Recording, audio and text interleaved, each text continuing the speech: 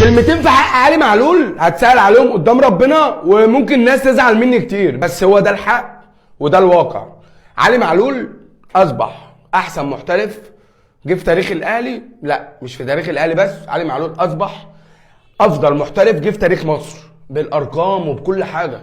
لما يبقى باك شمال جايب محقق الارقام دي، يعني جايب مش عارفه كام جون وعامل 200 وكام اسيست، 240 ولا 260 اسيست، في مقابل ان في اصلا وينجات ولاعبين مثلا اللي هم بيتقال عليهم رقم 10 اللي بيصنعهم، ولاعبين رقم 9 اللي المفروض يحرزوا اهداف، مش محققين ارقام علي معلول.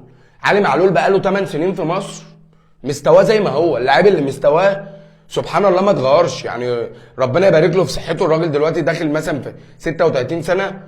علي معلول مستواه زي ما هو ما بيتغيرش، اقسم بالله بقاله 8 سنين ماسك الحته الشمال في الاهلي دي حمى ونقل وكل حاجه. علي معلول من افضل الباكات الشمال اللي جت على مر التاريخ في افريقيا، دي حقيقه.